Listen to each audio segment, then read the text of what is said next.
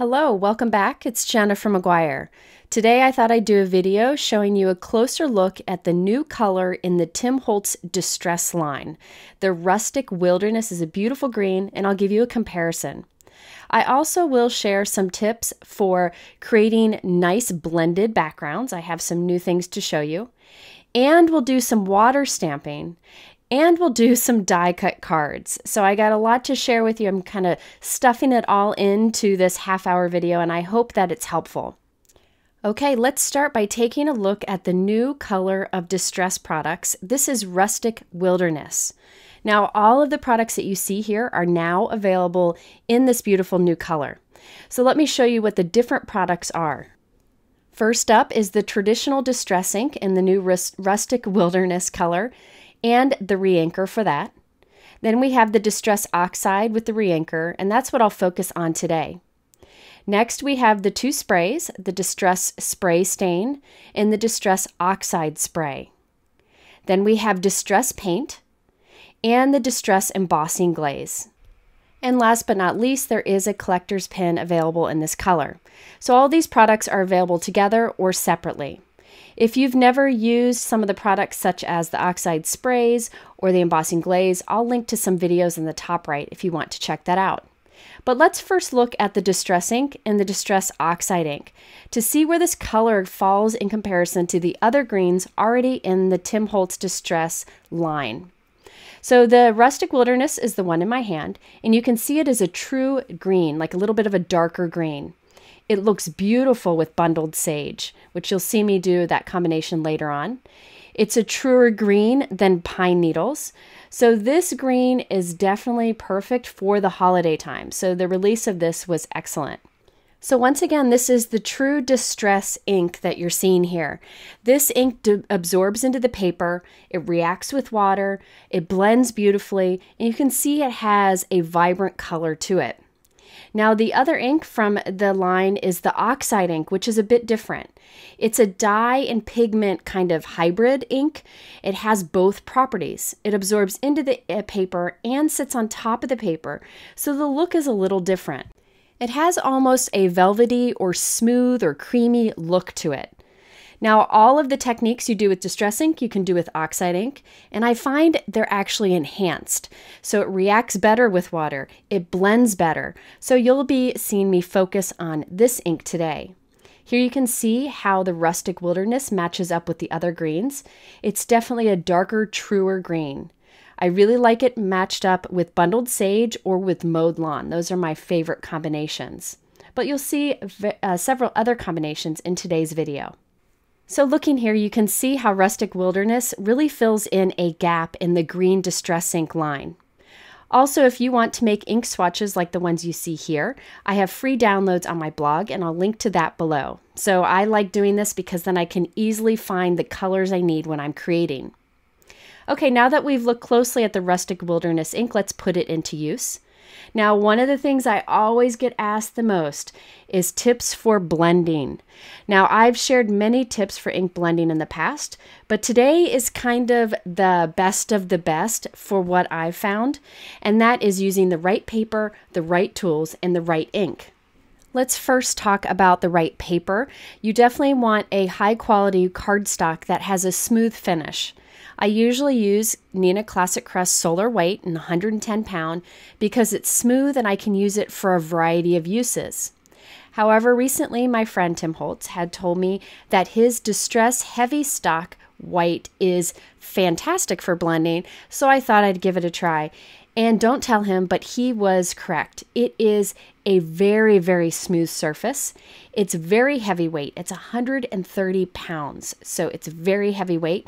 It will hold up wonderfully for altering with inks and stamps and paints and more.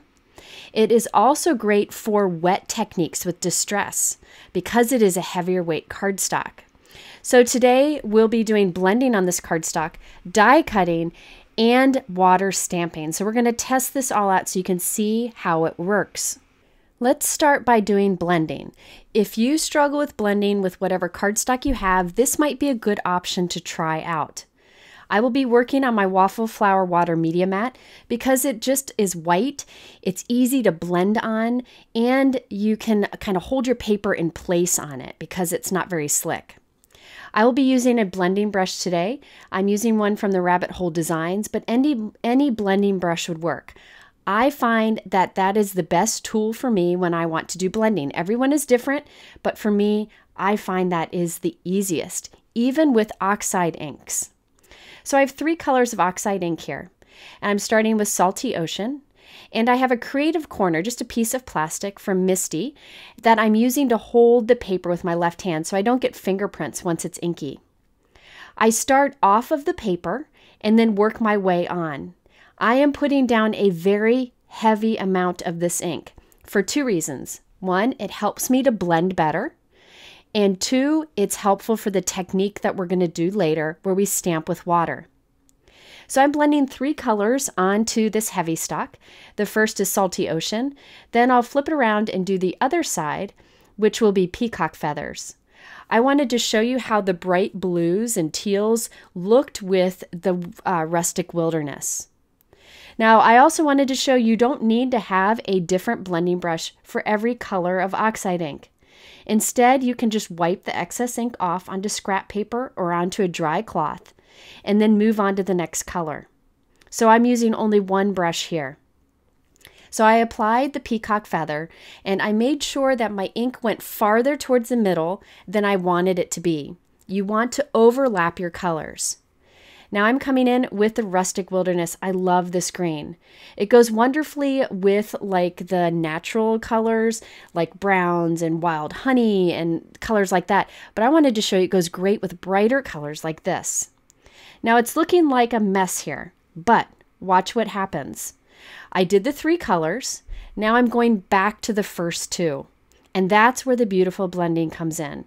So I'm coming back in with Peacock Feather here, overlapping with the Rustic Wilderness, and there we get the blending. So this paper works great for blending. The tool I recommend for blending is a blending brush. However, I will say I would keep a separate blending brush for your oxide inks than your dye inks. The reason is there's that pigment property to oxide inks, and you don't want to get that onto your dye ink pads. So this is a brush just for oxide inks, and you can see that it blends effortlessly. If you want to do blending with traditional distress ink, do the same. You could try this heavy stock cardstock, and you can try a blending brush, and you'll get beautiful results. I always recommend starting off the cardstock and working your way on.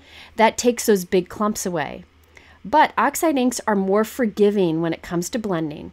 Because of that pigment property, you can still kind of blend it after it's touched the paper. With dye inks, wherever it touches is pretty much where it's going to stay. You kind of have a mark there if you have too much ink. So oxide inks are really the best for blending. Okay, so you can do an ombre look like you see here.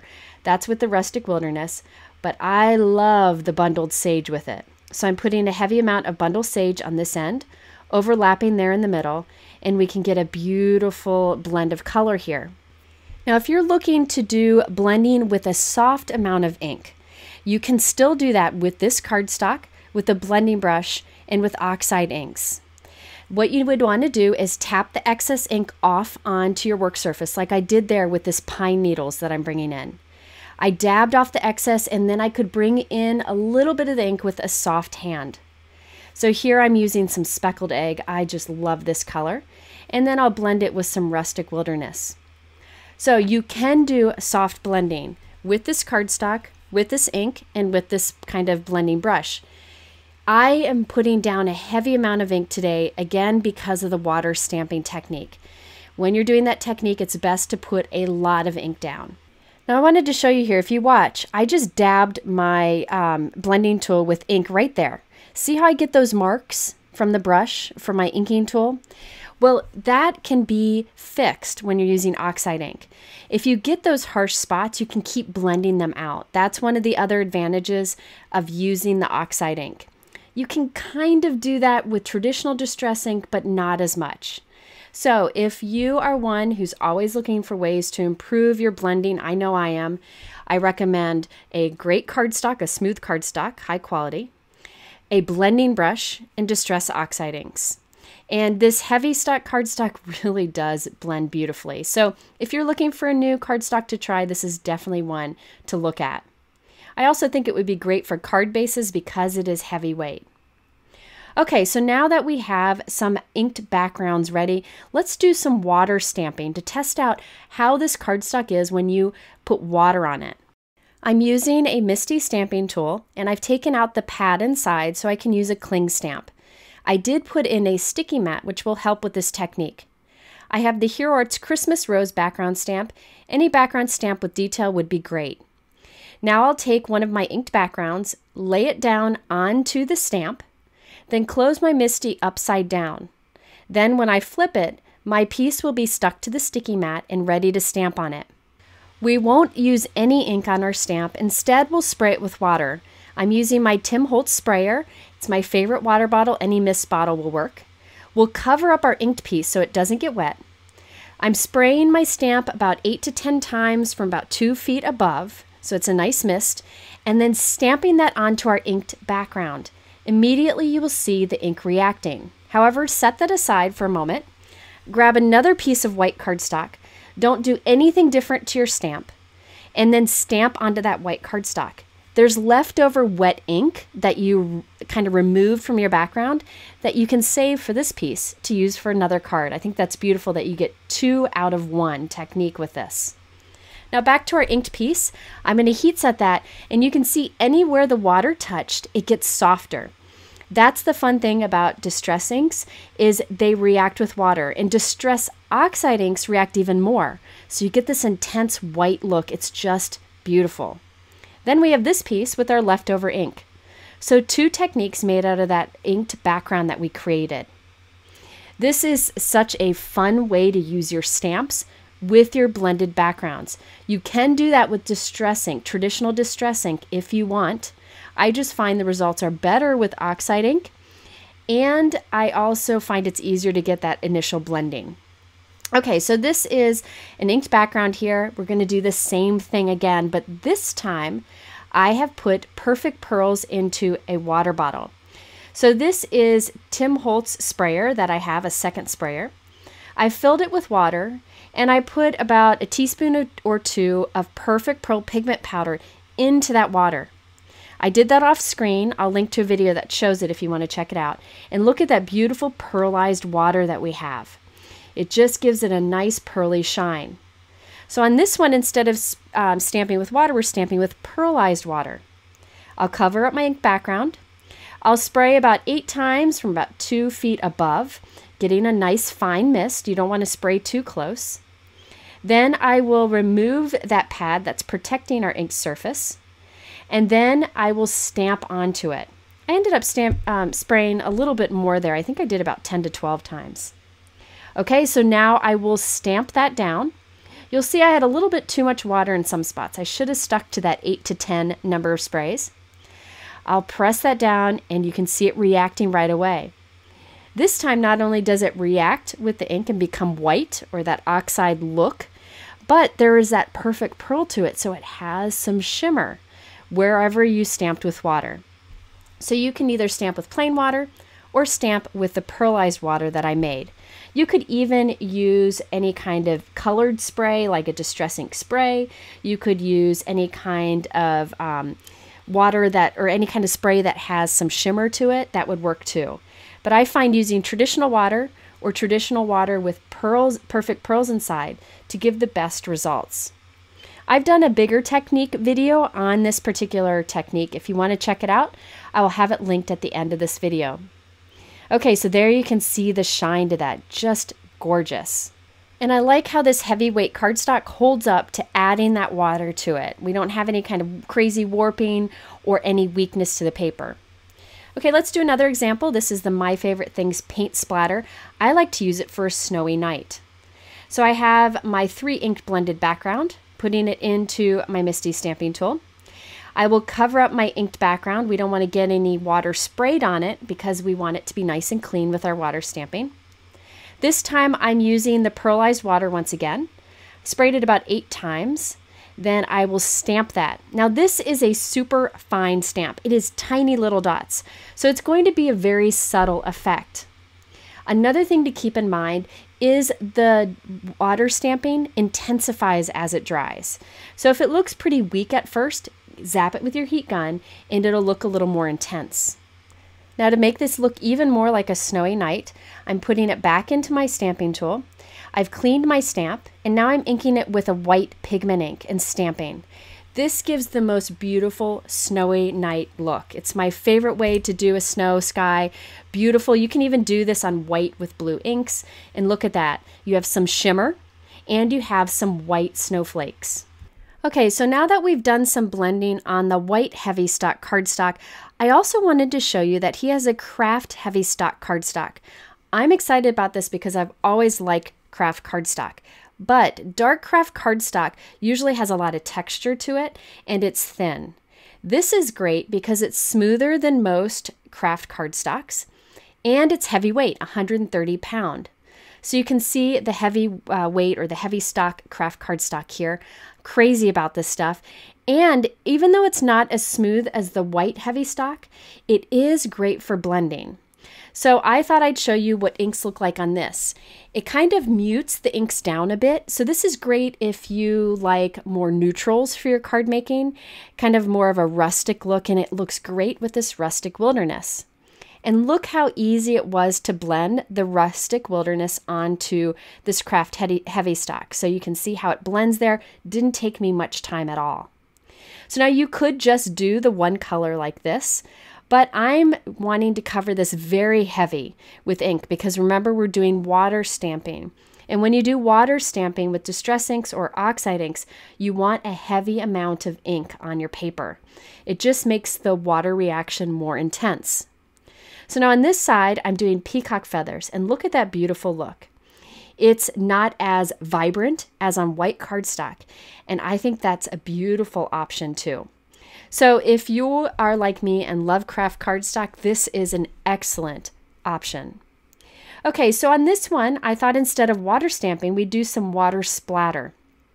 So I opened up my bottle that has the pearlized water. So there's some Perfect Pearl pigment powder in it. And I'm kind of flicking that on there, and you'll see it starts to react with the ink. However, I wanted even more sparkle to it, more shimmer. So I got some more pigment powder there. That's the Perfect Pearl pigment powder. And I'm mixing it right here onto my Tim Holtz Media Mat, the glass work surface. And you can see it's got a lot of pearl to it. Now I'm flicking this on, and look at how that looks like a snowy or starry night. So what's happening here is the water is reacting with the ink on the cardstock, and there's that pearlized shine to it. Now, if you want to do water stamping on an inked background that you did on craft cardstock, it's a little more subtle because think about it. The background is brown, not white, but it does give a cool look. But by adding the white Perfect Pearl here, you can see it even more because there's that white powder in it. I love the results of this. I think it's beautiful, very easy to do, and great for your holiday cards. So let's do a comparison of the same ink colors on the white heavy stock in comparison to the craft heavy stock. On the left, I have Peacock Feathers and Rustic Wilderness towards the top and middle, and that's on the white heavy stock. On the right is Peacock Feathers and Rustic Wilderness on craft heavy stock. So you can see how the color changes because the color of cardstock changes. Both are beautiful, and it's fun to have both options. Okay, now that we have a bunch of inked backgrounds, let's do some die cutting. Now, I've noticed these big word backgrounds are more popular lately, and they're really fun to use. I've got some questions on how to incorporate them into a design, so I thought I'd show some today. Now, the big word dies I'm using today are from My Favorite Things. In the middle, we have my favorite, which is I Really Miss You die. Then on the right, we have Merry and Bright. On the left is Big Birthday Wishes. And I did one that has the word joy in it in a recent video, which I'll link to at the top right here. It's actually an interactive card. So if you're looking for ideas for these, be sure to check out that video too. I'm starting with the Miss You die, and I'm cutting it from a piece of that heavy stock cardstock from Tim Holtz. It's 130 pounds, so I had concerns about how it would die cut, but I ran it through my Gemini die cut machine and it cut with no problems. So now I'm popping out the letters and keeping them in a little tray here so I don't lose them. I'm going to do a lot of die cutting today. You could use a piece of press and seal to pick up all the letters and keep them in place, but I wasn't really sure where I was headed at this point.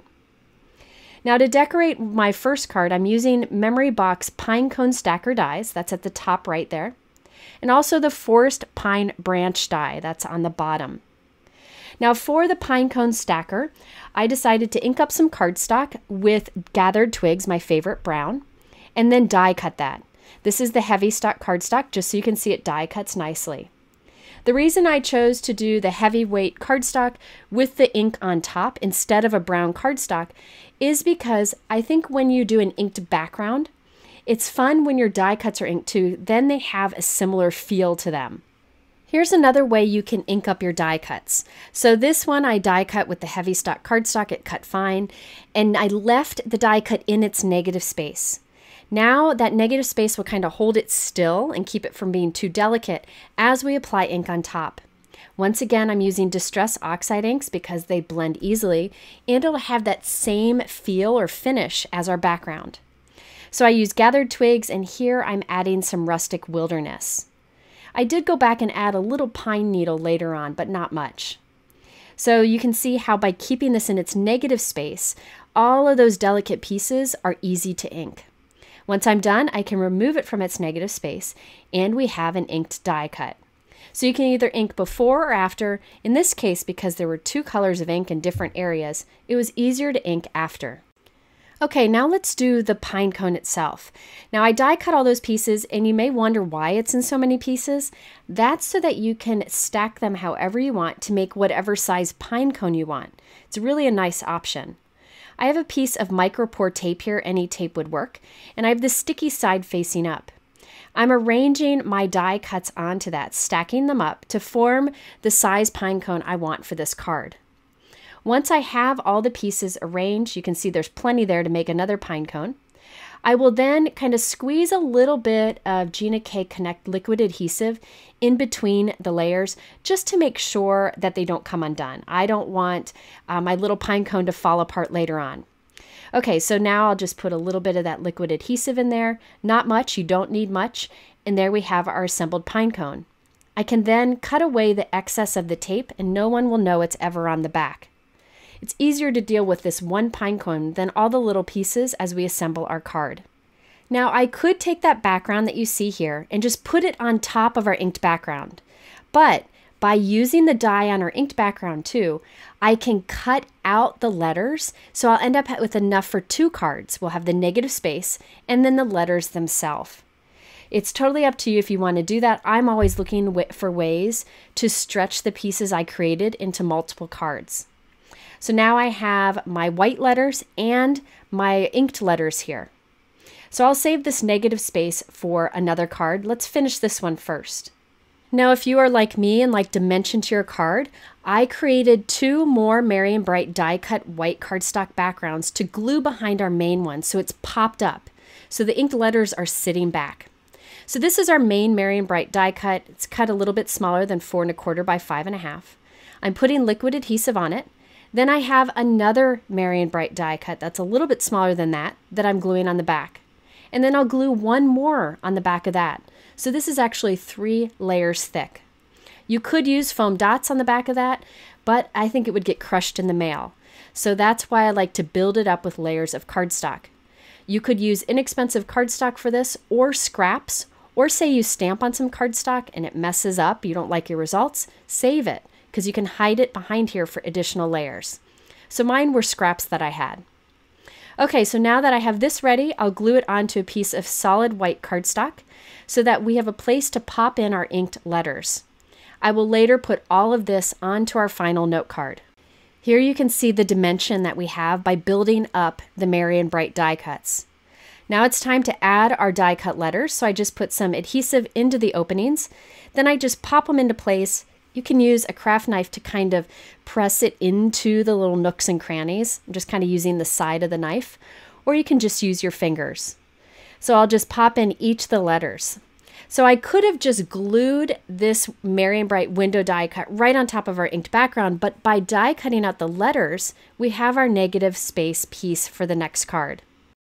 So I continued to pop in each of the letters and then added our pinecone branch and pinecone to it. Here's the completed card. I added it onto a 4 1/4 by 5.5 inch top folding red note card. And then I did add red berries. Now I know red berries normally aren't on pine branches, but you know what? It's Christmas and I thought a pop of red would be nice. I also added some of the pearlized water with a paintbrush onto the tips of our pine cones so it kind of looks like a little bit of glistening snow. You can see our inked background. Remember, this was the craft cardstock, so it's a little bit more of a muted color with our sparkling snowflakes that we made by flicking the pearlized water onto the inked background. Before we move on, I wanted to show you what I decided to put inside of this card. I added a piece of white cardstock and stamped a really nice sentiment. Now, I know many people can't be with their loved ones during the holidays. I know I'm one of them. And so it's nice to have a sentiment that kind of addresses the fact that you can't be together and that you're missing them. That is from this new Simon Says Stamp Joyful Season stamp set. If you're looking for the kind of missing you at Christmas time sentiments, this is one to take a closer look at. So I just wanted to show you this. I am using this in the inside of all of my cards today. I'm really thankful that companies are doing stamp sets that relate to the tough times we're going through when we really need to be sending a lot of cards. Okay, let's next look at the card that I created with the negative space of our last card. So this is the second in the duo. For this one, I thought it'd be fun to have Santa going across the card. I used the Simon Says Stamp Santa's Sleigh Ride set. This is actually a stamp set that goes with a slider die set, so you can make Santa kind of shoot across the card. But I just stamped him, die cut him, and colored him, and glued him right to the front of our card. So I'm going to skip the process on this because it's similar to the last one. I layered extra Merry and Bright die cuts behind our inked one, and then added it to a white note card. I didn't have to pop in the letters because my note card was white and that's what's showing through. I did add some of that pearlized water to Santa's sleigh so it was sparkly. And I added some Trinity Stamps Oh My Stars. Those are those holographic stars in the background that catch the light nicely. You can see the pearlized snowfall that we got by flicking the pearlized water on our inked background. And I love that suede look that you get with the oxide inks on that craft cardstock. And I have to say, I'm really liking using these big word background dies because it fills in the whole background space and you just need to add something simple to the center. And the letters are so big that you can add onto it but still read what the words say. If you don't have large word dies like this, if you have large alphabet dies, you can do a similar design. Okay, let's move on to some more cards.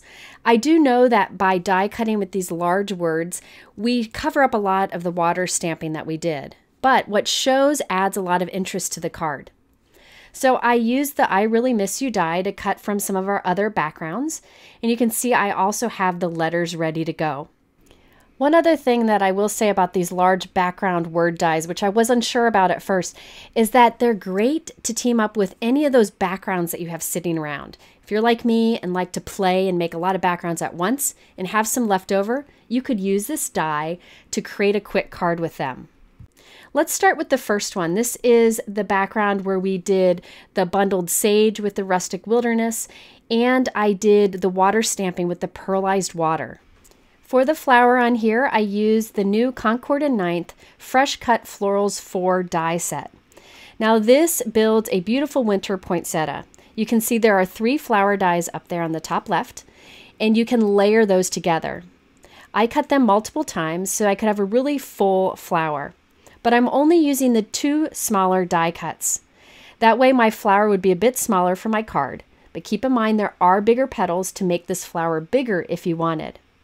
What's fun about this flower die set is you could actually die cut them, form the flower, and then clip the tips of the leaves to be rounded, and you would have more of a daisy look that could be used year-round. I thought this fit nicely on the O in the word you, and you could still read the sentiment. I also die cut some little pine branches. This die is included in the same Concord & Ninth set, and I'm gluing them right into the center of our O.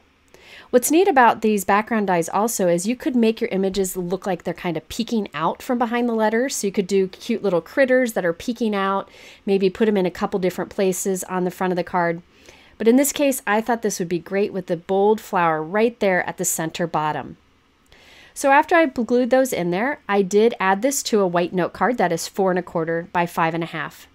I also added some brown shimmery pearls to the center of the flower and some white pearls around that.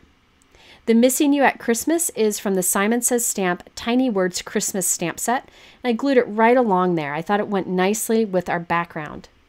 I really like this color combination. This was the Pine Needles, Rustic Wilderness, and Bundled Sage.